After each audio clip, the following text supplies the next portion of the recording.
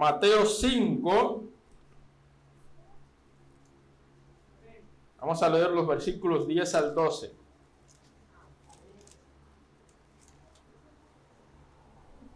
Mateo 5, 10 al 12. Dice la palabra del Señor: Bienaventurados los que padecen persecución por causa de la justicia, porque de ellos es el reino de los cielos. Bienaventurados sois cuando por mi causa os vituperen y os persigan, y digan toda clase de mal contra vosotros mintiendo.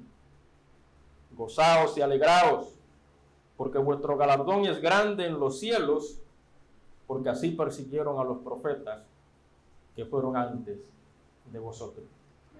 Hasta ahí la lectura, hermanos, pueden tomar asiento. Mateo 5, 10 al 12. Qué bendición. Este pasaje nos presenta lo que sería la octava bienaventuranza. Usted las cuenta y se dará cuenta de 8 bienaventuranzas.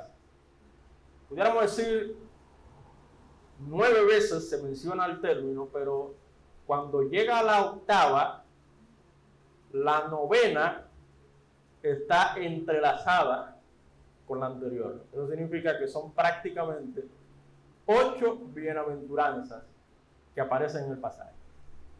Y como ustedes saben, cuando la Biblia habla de bienaventuranza, está hablando de una dicha. El Señor nos está diciendo, y parecería contradictorio, o tal vez digamos ilógico, el hecho de que sea una dicha el ser perseguido. ¿No es eso lo que leímos? Dice el Señor en el versículo 10: Bienaventurados los que padecen persecución. Usted le dice eso a una persona allá afuera, ¿y qué va a hacer? ¿Qué va a decir? Pero se está volviendo loco. Que yo soy dichoso por ser perseguido. Pero no se queda ahí el asunto. Versículo 11. Bienaventurados sois cuando por mi causa os vituperen. Dígase, os maltraten y os persigan. Vuelve a utilizar el término perseguir. Y digan toda clase de mal contra vosotros.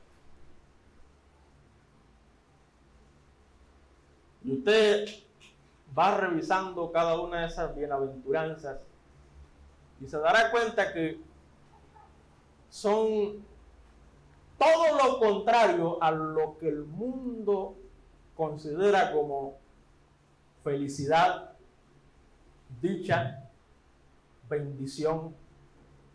Todo lo contrario.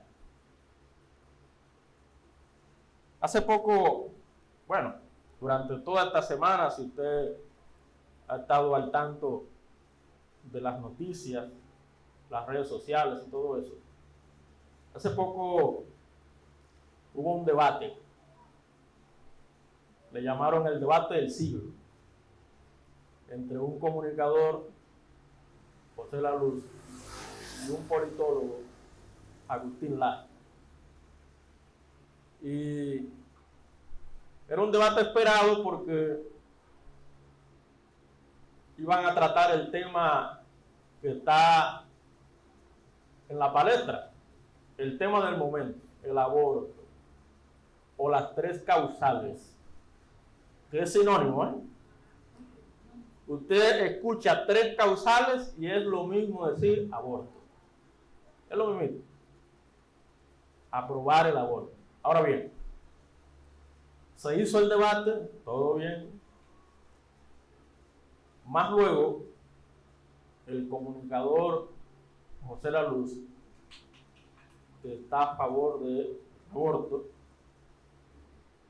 él dijo en uno de sus comentarios que esas mujeres que están en el palacio frente al Palacio Nacional, Palacio Presidencial. Esas mujeres están equivocadas. ¿Por qué lo digo? Porque están exigiendo a la persona que no deberían exigir, dice él. Es decir, le están exigiendo al presidente. Y él decía que quien tiene el tranque no es el presidente. Quien tiene el tranque es la iglesia. Entonces él le dijo, vayan, le hizo un llamado, vayan a las iglesias y exíjanle a ella que no sigan poniendo trabas. ¿Sabe lo que está queriendo decirle? Persigan a esas iglesias, ataquen a esas iglesias, enfrenten a esas iglesias. Claro, él mencionó a la iglesia católica, él dijo, vayan, no sigan en el palacio, sino vayan a la catedral, porque ahí nos ligan a todas. Pero una bendición que estamos de acuerdo en lo que Dios está de acuerdo. Si alguien se quiere sumar a la causa, bienvenido sea. Y ha sido tremendo, una coalición, no solamente de iglesias, sino de instituciones civiles, organizaciones civiles, que han aunado esfuerzo para que esta lucha por la vida pueda ser victoriosa. Y por la gracia de Dios, hasta el momento ha sido victoriosa. Una bendición. Prácticamente ya todo está resuelto, hasta el momento. Y en una entrevista que se le hizo precisamente a Agustín Laje, si él pensaba que se iba a aprobar el aborto, él dijo, a la larga sí. A la larga sí. Porque ha sido prácticamente la misma lucha en todos los países. Y como dice aquella frase, papeleta mató menudo. Los millones y millones que se están dando, hermanos, para eso, definitivamente eso va a traer como resultado la aprobación en todo el mundo, porque detrás de eso hay un gran negocio. Eso es, más nada, un gran negocio, disfrazado con el llamado control de la población. Eso es lo que hay detrás, más nada. Ahora bien, note cómo ya el mundo, de manera particular en nuestra sociedad, en nuestro país, ahora, la gente está poniendo su mirada en contra de la iglesia. Son grupos pro aborto. Hermano, ¿todo por qué? Por defender la vida, defender la verdad de Dios, defender los principios bíblicos, defender lo que creemos. Y si es así, hermanos, óigame bien, hermano, habrá persecución. Habrá persecución. Y precisamente de esto habla el Señor aquí, en la octava bienaventuranza. Este sermón claramente es dirigido a los discípulos. Versículo 1. Viendo la multitud, subió al monte. Y sentándose vinieron, ¿quiénes? A él sus discípulos. Es decir, el Señor Jesús se sentó con sus discípulos de manera especial para enseñarles, para instruirlos. Ahora, ¿cuál es la intención de Cristo con este gran sermón? Ustedes saben que se llama el Sermón del Monte. Su intención era ser una guía que debía orientar a los que seguimos a Cristo. Los que seguimos a Cristo. Hermanos, este sermón, ojalá usted pueda estudiarlo, desmenuzarlo, interpretarlo. Usted pueda escudriñarlo, hágalo, deténgase en él y veremos grandes cosas para nosotros. ¿Cuál es el tema principal del sermón? Bueno, el tema principal del sermón es la verdadera justicia. En otros términos, la justicia que procede del corazón, de un cambio real, una transformación genuina que produce Cristo en nuestro corazón. Y esa transformación interior brota, se deja ver. Contrario a una justicia artificial o una justicia externa que se limita a la conducta. Y ese era el problema de los religiosos en ese momento histórico. Por eso el Señor Jesucristo, en el versículo, note conmigo, en el versículo 20, Mateo 5:20 dice: porque os digo que si vuestra justicia, tradúcalo, si vuestra vida, vuestro carácter no fuere mayor que la de los escribas y fariseos, no entraréis en el reino de los cielos. ¿Se da cuenta cómo el Señor hace una diferencia, marca una diferencia? Hermanos míos, la octava bienaventuranza viene fruto de una descripción que hace Cristo del cambio que produce Dios en nuestro corazón. Y precisamente ese cambio que el Señor produce en nuestro carácter, no solamente en nuestra conducta, es el problema del religioso. El religioso está atento solamente a su conducta y hace énfasis a ese aspecto y no se da cuenta que lo que más Dios quiere no es que nuestra conducta, ¿verdad?, cambie, sino más bien nuestro carácter, porque del carácter brotará la conducta. Nuestra conducta depende de lo que somos en nuestro interior, en nuestro corazón.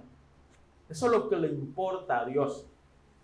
Y nos daremos cuenta, hermanos, que ese cambio, esa justicia verdadera que produce el Señor en nosotros, nos guste o no, traerá como resultado conflicto entre nosotros y el mundo. ¿Me está escuchando? Eso es lo que el Señor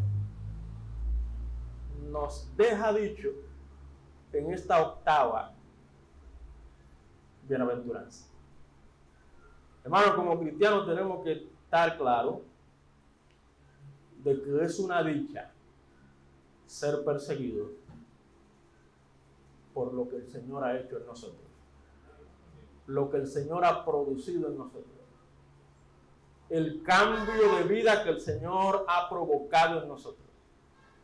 Es una dicha, una bienaventuranza, el ser vituperados, maltratados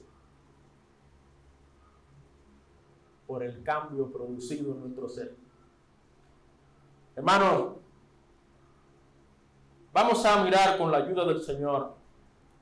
No vamos a detallar esta octava bienaventuranza, sino más bien vamos a ver el porqué de ese conflicto que existe entre nosotros y el mundo.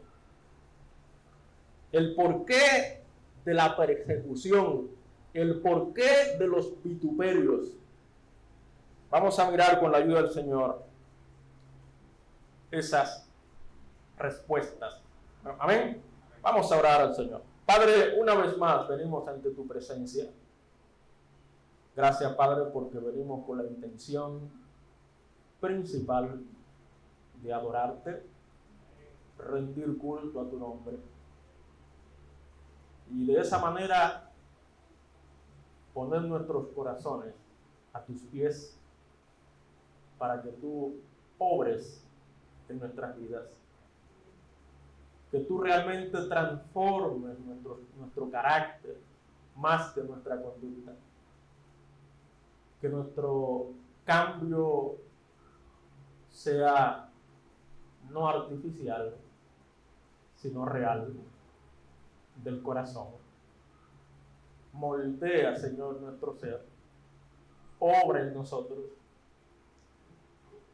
Y poder estar conscientes de que esa obra producida en nosotros traerá como resultado conflicto con el mundo que nos rodea. Entender que es una dicha, es una bienaventuranza el sufrir y padecer por la causa de Cristo. Gracias, Señor. Rogamos que nos hables, nos ilumines con tu Santo Espíritu. Oramos en el nombre de Cristo Jesús. Amén. La octava bienaventuranza. Como hemos dicho, nos guste o no, existen conflictos entre nosotros y el mundo. ¿Por qué? Vamos a mirar con la ayuda del Señor las razones. Miremos precisamente las bienaventuranzas. Note conmigo el versículo 3. Dice el texto: bienaventurados los pobres en espíritu, porque de ellos es el reino de los cielos. Hermanos, en primer lugar, note conmigo que el Señor declara que es una dicha ser pobre en espíritu. Ser pobre en espíritu. Usted le dice eso a una persona allá afuera, lo que es pobre en espíritu, y ¿sabe qué va a hacer? Se va a burlar de ti. Porque pobre en espíritu significa humillarse delante de Dios.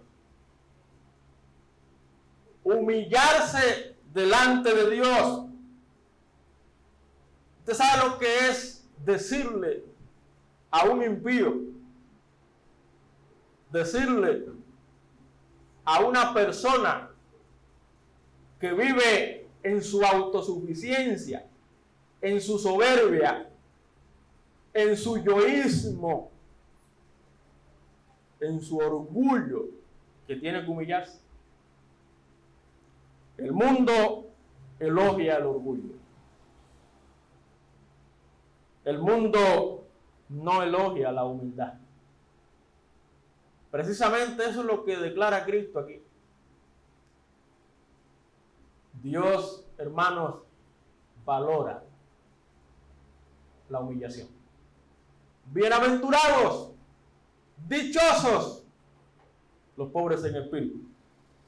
Eso es lo opuesto a la autosuficiencia. Así que vive el mundo. Vive opuesto a la autosuficiencia, a la humildad. El mundo valora la autosuficiencia. En otras palabras, el mundo promueve la autoestima. El mundo promueve la superación. ¿Pero qué tipo de superación? ¿La espiritual? No, no le interesa. No remunera. El mundo lo que quiere es superación material, superación intelectual. Eso es lo que el mundo busca. Pero háblele de superarse en lo espiritual, en la fe, en Dios. Se va a burlar en su cara. Pero qué bueno, dice la palabra, bienaventurados los pobres en espíritu, porque de ellos es el reino de los cielos. Los pobres en espíritu son los que reconocen su pobreza espiritual. Usted mira conmigo rapidito en Mateo, cerquita, Mateo 9:12, dice la palabra, el Señor Jesucristo hablando. En Mateo 9:12 dice, al oír esto Jesús les dijo, estaban hablando de por qué el Señor se reunía con pecadores, publicanos, y el Señor declara, los sanos no tienen necesidad de médico, sino los enfermos. Hermano, el mundo no quiere reconocer su enfermedad espiritual, su condición espiritual. El mundo no quiere reconocer su pobreza espiritual. Todo lo contrario, el mundo lo que quiere es seguir sumergido en su orgullo, en su soberbia, en su prepotencia, altanería, arrogancia, en su autosuficiencia, en su independencia. Así es que vive el mundo. Pero hermanos, la Biblia declara que son dichosos los que reconocen su pobreza espiritual, los que reconocen lo mal que están delante de Dios, lo necesitados que están delante de Dios, los que dejando a un lado toda autosuficiencia, ¿qué hacen? Buscan la gracia de Dios. Admiten, aceptan la gracia de Dios. ¿Se da cuenta, hermano? Esos son los pobres en espíritu. Por eso dice el Señor, porque de ellos es el reino de los cielos. Esos son los que son aceptados en el reino de Dios. Los que son inscritos en el libro de la vida. Los que se humillan delante de Dios. Pero háblele allá afuera a la gente de humillarse. Dígaselo. Para que usted vea cómo le van a poner una cara. Para que usted vea cómo se van a burlar de usted. Se han burlado de nosotros y siguen burlándose. Nos llaman religiosos, fanáticos, nos llaman fantasiosos. Dicen que creemos en fantasías, en mitos, historias, cuentos. Así nos dicen, así nos llaman, así se burlan. Pero ¿qué dice el versículo 10? Bienaventurados los que padecen persecución por causa de la justicia, del cambio que el Señor produce. Porque de ellos, repite ahí, es el reino de los cielos. Gloria al Señor. Hermanos míos, existirán conflictos entre nosotros y el mundo. Y he aquí una de esas razones. Humillarse ante Dios. Al mundo no le gusta eso. No le gusta. Quieren seguir viviendo su vida a su manera. Qué pena.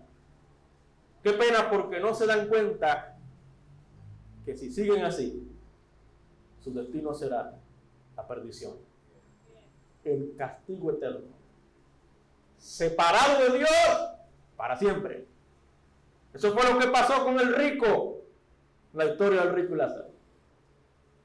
Hacía banquetes toda la semana, vivía la vida alegre, La vida autosuficiente. No necesito a Dios, no me interesa, no me importa. Y le sorprendió la muerte. Y cuando abrió los ojos, dice la Biblia, se encontró en un lugar de tormento.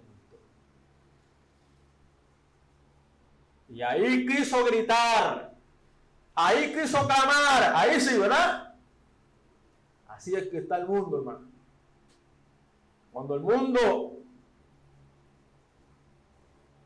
sea sorprendido por la muerte y abran sus ojos en el lugar de tormento, hermano. Eso será terrible. Y una de las cosas que la Biblia nos dice es que toda lengua confesará que Jesús es el Señor. Esos que andan en las redes, en los medios de comunicación, en la radio, en la televisión, ufanándose de sus conocimientos, llenos de orgullo, inflados. Dice la Biblia que un día sus rodillas se doblarán y confesarán que Jesús es el Señor. Gloria a Dios. Pero, hermano, eso es parte de los conflictos que tú y yo tenemos que enfrentar en este mundo. Tenemos que estar preparados. El Señor nos lo advirtió. Y en vez de sentirnos mal, como es natural, en vez de nosotros vivir con una pena encima, todo lo contrario, hermano.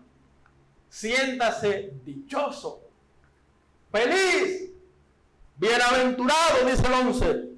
Bienaventurados sois cuando por mi causa os vituperen, maltraten y os persigan y digan toda clase de mal contra vosotros.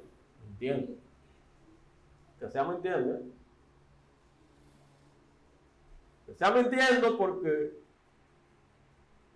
si dicen toda clase de mal contra vosotros, con razón, no diga nada. Quédese callado. Súfralo. Llore. Si alguien se cae de usted por las palabrotas que salen de su boca, no diga nada. Si alguien se queja de usted por lo ofensivo que usted es, no diga nada. Lo cual no debe ser. Un cristiano no debe sobresalir por ser conflictivo, por ser boca suelta. No. Un cristiano tiene que ser luz y sal. Amén. Eso es lo que sigue diciendo el Señor más adelante. El cristiano tiene que influenciar cristianamente. Y más adelante veremos de qué manera. Bueno, entonces, ¿habrán conflictos? Claro que sí. ¿Por qué? Por humillarnos ante Dios. Al mundo eso le crea un sentimiento de malestar. Óigame, pero además metido en la iglesia, porque estamos humillados ante Dios. Lo tuyo es orar y orar y orar, porque estamos humillados delante de Dios. Tú nada más andas con la Biblia para arriba y para abajo, porque estamos humillados delante de Dios. Oye, pero tú no le respondes, pero respóndele. Mira lo mal que te habló, porque estamos humillados delante de Dios. ¿Te das cuenta? Humillarse ante Dios, eso va a producir conflicto. Pero no solo eso. Mira lo que dice en los versículos 4 al 6. Otras bienaventuranzas. Dice el texto, Mateo 5, 4 al 6. Bienaventurados los que lloran. ¿Eso le atrae al mundo? ¿Es atractivo eso? Bienaventurados, dice el 5, los mansos. Los mansos que viven humildes, bajo control. Y dice el 6, bienaventurados los que tienen hambre y sed de justicia.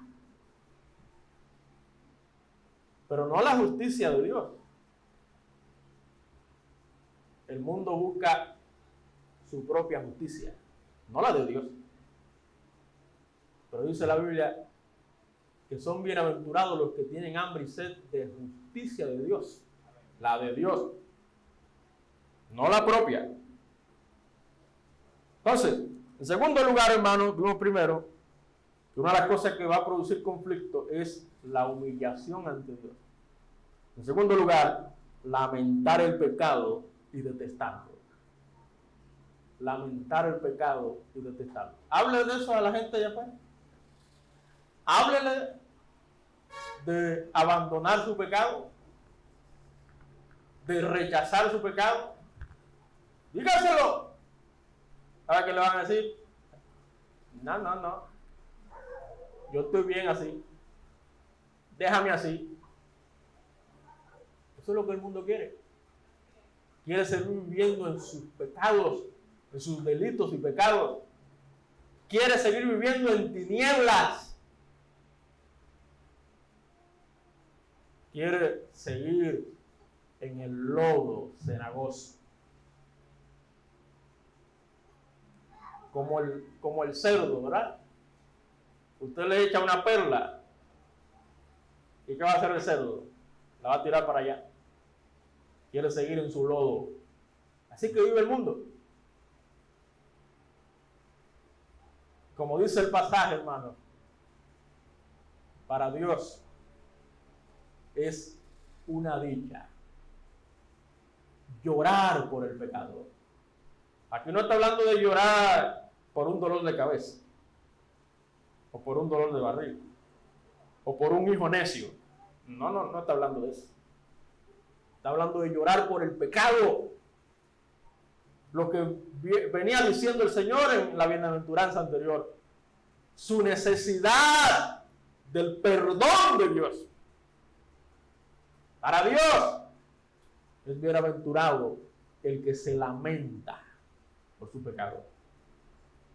Y dice el versículo 6, versículo 5, los mansos. Eso habla, hermanos, los que humildemente reconocen lo mal que están. Lo mal que están. Hermanos, se supone que eso fue lo que pasó con nosotros un día. Amén.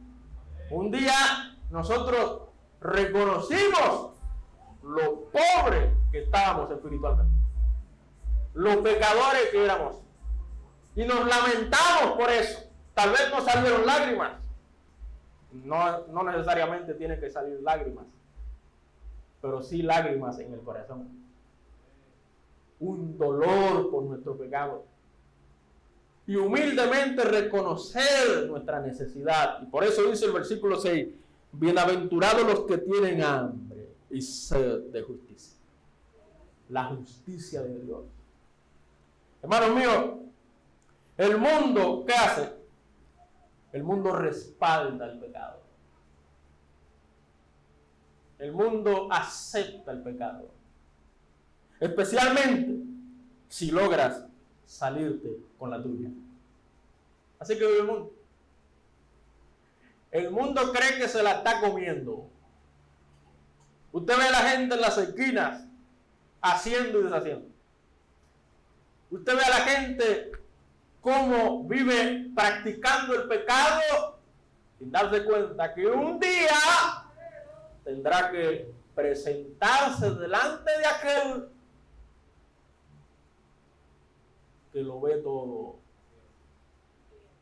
No hay cosa creada que no sea manifiesta en su presencia. Todas las cosas están abiertas y desnudas ante los ojos de aquel a quien tenemos que dar cuentas, dice la Biblia. Pero el mundo no piensa en eso. El mundo no piensa en eso.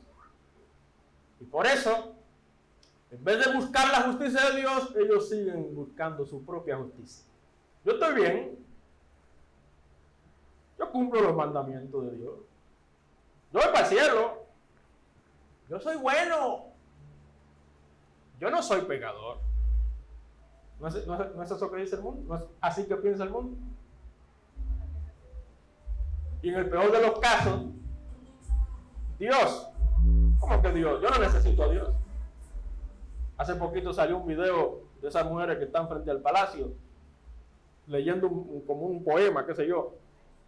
Y entre las cosas que decía ella, no necesitamos a Dios ni a los hombres. Así es que está el feminismo hoy. El mal llamado feminismo, porque ellas dicen que representan a las mujeres. Pero, ¿cuáles mujeres? Hermano, ¿ustedes se sienten representadas por esos grupos? El Señor reprenda. Son grupos diabólicos, satánicos. ¿Qué decíamos el domingo pasado? Que la sabiduría del mundo es terrenal, animal y diabólica. Esos grupos feministas, esa es su sabiduría. Terrenal, animal, diabólica. A propósito, en el debate que hablábamos, oiga lo que decía el comunicador, tratando de explicar los feminicidios. Él dijo que eso viene de Lucy. ¿A quién es Lucy? Lucy es una mona que los evolucionistas la señalan como la madre de la naturaleza. Y está en un museo, no sé si en Nueva York o no sé recuerdo qué estado, en Estados Unidos. Y él mismo decía que muchos van y se postran ante esa mona. Oiga hasta dónde llega la insensatez. La mente entenebrecida, como dice la Biblia. Terrible. Hermano, así es la sabiduría de este mundo. Animal, diabólico. Ellos buscan su propia justicia. Pero hermano, no solo el Señor está hablando aquí de lamentar el pecado, sino que con toda humildad, como dice el pasaje, bienaventurados los mansos, someternos a Dios. Esa es la verdadera justicia. Esa es la verdadera justicia. Aquella que se basa en la justicia de Dios, no en la justicia humana. Reconocer que solo Dios es justo. Dice la Biblia, no hay justo ni a uno. Amén. No hay quien entienda. No hay quien busque a Dios. Todos se desviaron. A una se hicieron inútiles. ¿Se el ser humano, por más que quiera ganarse el cielo o el favor de Dios, se queda corto. Se queda corto, hermano, porque la verdadera justicia es la de Dios. Que Dios envió a Cristo al mundo para salvar a los pecadores. Esa es la verdadera justicia. El justo murió por los injustos para llevarnos a Dios. Esa es la verdadera justicia. Por eso dice el Señor, bienaventurados los que tienen hambre y sed de justicia, porque ellos serán saciados, dice el versículo 6. Gloria al Señor. Ahora bien, hermano, hay algunos pasajes que tengo aquí, no lo leímos, pero vamos a leer uno de ellos. Mira lo que dice Filipenses 3:9. Filipenses 3:9. Note conmigo. Dice el texto así. Podemos leer el 8 para tomar la idea completa. Dice, y ciertamente aún estimo todas las cosas como pérdida. Ahí está incluida la justicia humana, la propia, por la excelencia del conocimiento de Cristo Jesús, mi Señor, por amor del cual lo he perdido todo y lo tengo por basura para ganar a Cristo. Ahora, agarra el 9. Y ser hallado en él, no teniendo mi propia justicia, que es por la ley, sino la que es por la fe de Cristo, la justicia que es de Dios por la fe. Gloria al Señor. En otros términos, hermanos, cuando usted le dice a la gente allá afuera, amigo, usted necesita a Cristo, ¿saben qué hacen? Se molestan. ¿Cómo que yo necesito a Cristo? Hay demasiadas religiones. Todos buscan al mismo Dios. No son las excusas, las justificaciones. Yo estoy bien, yo no necesito más nada. Yo no necesito ir a la iglesia. Así que el mundo piensa. El mundo no quiere nada de Dios. No quiere nada de Cristo. Rechaza a Cristo. Es una pena, hermano. Y todo eso son señales del fin. Cada vez más, hermano, mientras los días pasen, más fría será la gente. Más dura será la gente. Más difíciles serán. Y llegará un momento, hermanos, en que la gracia, esa gracia que un día se abrió, un día se va a cerrar. ¿Sabe cuándo se va a cerrar? Cuando Cristo regrese. Cuando Cristo regrese, lo primero que va a hacer es que va a llevar a su pueblo. Arrebatará a su pueblo. Por eso yo digo, hermano, mientras haya iglesia, la iglesia tiene que defender la verdad. ¿Vendrán ataques? Sí. ¿Vendrá persecución? Sí. Pero hermano, el mundo tiene que saber que necesita a Cristo. ¿Y quién se lo va a decir? La iglesia de Cristo.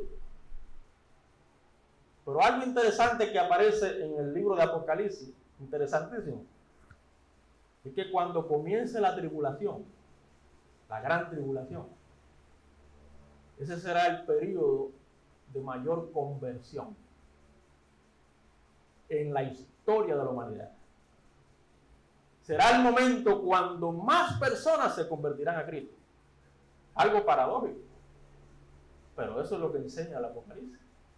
Lo vimos en el estudio que hicimos. Porque, hermanos, el propósito de Dios es ese, que la gente busque de corazón, de verdad. No según su propia justicia, sino la justicia de Dios, que es por la fe en Cristo Jesús. Así lo leemos. Bueno, el tiempo avanza. Miremos ahora en tercer lugar. Ya vimos primero que las razones por las cuales existen conflictos entre nosotros y el mundo es por humillarnos ante Dios. Y en segundo lugar, lamentar el pecado y detestarlo. El mundo está demasiado aferrado al pecado. Y cuando usted le dice al mundo, suelta el pecado, deja el pecado, el mundo te mira mal. Te mira mal. Te ve como un enemigo. Y de hecho, son enemigos de Dios. Por eso el Señor nos envía a el ministerio de la reconciliación, para que vengan a Él. Mire, en tercer lugar, los versículos 7 al 9, Mateo 5.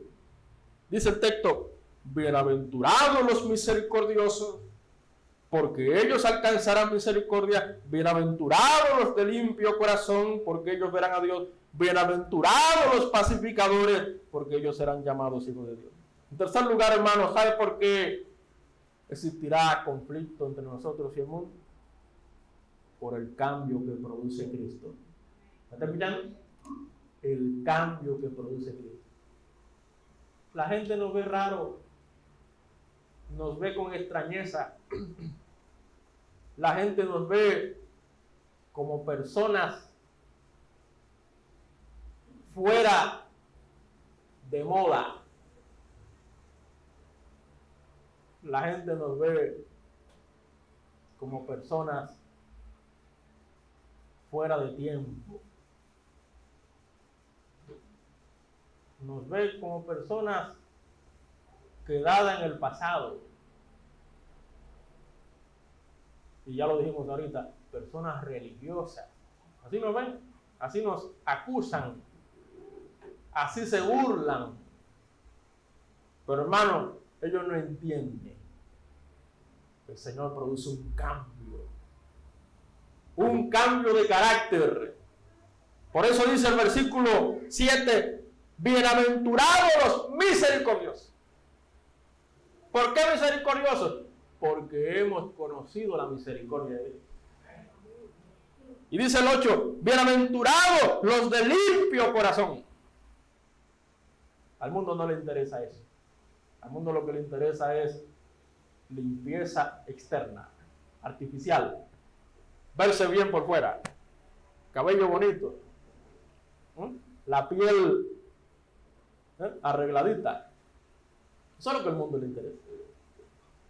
Un cuerpo fit. Eso es lo que al mundo le llama la atención. Pero limpieza de corazón, al mundo no le importa. No le interesa. Y dice el versículo 9, bienaventurados los pacificadores.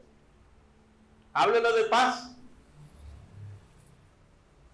¿Sabes las veces que yo me he encontrado, Martín, por la callecita ahí de Ávila y por allá por la casa? Estando yo en la calle, entra un vehículo y el tipo del vehículo se para el carro y se queda así, provocando.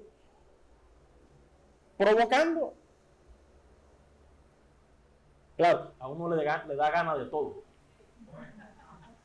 Le da ganas de todo. Por eso que pasa en la tragedia. Cualquiera quiere, bueno, no digo nada. Y uno,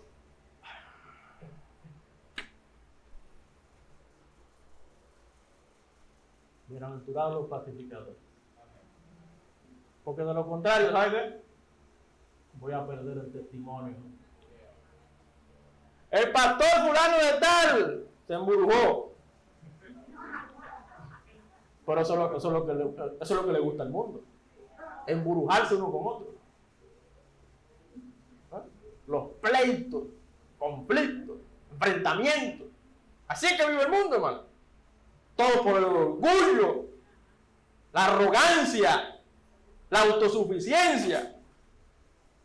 Hermano, el mundo está en guerra contra Dios, mientras Él está procurando reconciliarlo y convertirlo.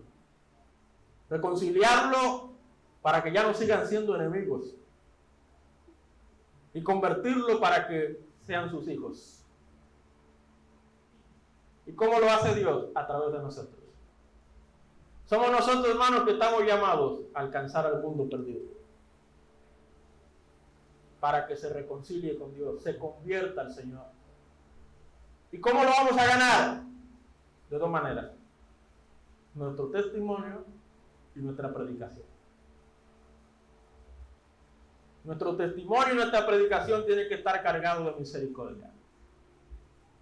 Nuestro testimonio y nuestra predicación tiene que estar cargada de pureza, limpio de corazón. Nuestro testimonio y nuestra predicación tiene que estar cargado de paz. Usted puede predicar todo lo que usted quiera, pero su testimonio no está bien. Su predicación no sirve de nada. ¿De acuerdo? Hermano, nosotros nos convertimos en canales de la misericordia, en canales de pureza, en canales de paz. Amén. Así que hemos visto 3 razones por las cuales existe conflicto entre nosotros y el mundo. Humillarnos ante Dios, lamentar el pecado y el cambio que produce Cristo. Ya para terminar, hermanos, ¿está usted siendo perseguido por el mundo? No, pastor. Bueno, revísese. Revísese, porque el verdadero creyente será atacado. Será atacado. Y tenemos que esperarlo, Espéralo. Si usted vive una vida que agrada a Dios, usted será atacado, será enfrentado, será perseguido por defender la verdad, vivir en la verdad. Debemos estar preparados y tener valor para defender la fe. Amén. Hay que estar preparados. Bienaventurados, dice el Señor, gozaos y alegraos, porque vuestro galardón es grande en los cielos, porque así persiguieron a los profetas que fueron antes de vosotros. ¿Por qué persiguieron al profeta? Porque vivieron para Dios. Vivieron una vida consagrada a Dios. Y si usted vive así, usted será perseguido también. Será atacado, donde sea que esté. Una última cosa, hermano. Cristo dio su vida por nosotros, ¿sí o no? Eso es lo que creemos, por eso estamos aquí. Cristo dio su vida por nosotros. Y la pregunta es, ¿darás tu vida por Él? ¿Darás tu vida por Él? Si es así, hermano, esperemos persecución. Si al maestro lo atacaron, lo persiguieron, lo enfrentaron, a nosotros también lo harán. Y así será hasta que Él venga por nosotros. Será así. Y cada vez que el tiempo pase, será peor. Por eso, estemos preparados y llenémonos de valor. De valor. Amén. Vamos a orar. Padre, gracias te damos por la oportunidad de poder juntos escuchar tu palabra. Gracias por hablarnos. Gracias por estas bienaventuranzas que nos dan aliento, de que a pesar de que vivimos una vida totalmente contraria a la que el mundo promueve, a la que el mundo busca, una vida autosuficiente, orgullosa, alejada de Dios. Gracias, Señor, porque nos ha transformado en Cristo. Nos ha dado una nueva vida en Cristo. Rogamos, Señor, que nos des la suficiente capacidad y el valor para poder enfrentar los conflictos que vendrán. Que estemos preparados, como dice tu palabra, listos para nosotros mantenernos firmes en Cristo Jesús. Te alabamos, Dios de los cielos. A ti te damos la gloria y la honra. Oramos en el nombre de Cristo Jesús. Amén. El Señor les bendiga. Firmes y adelante.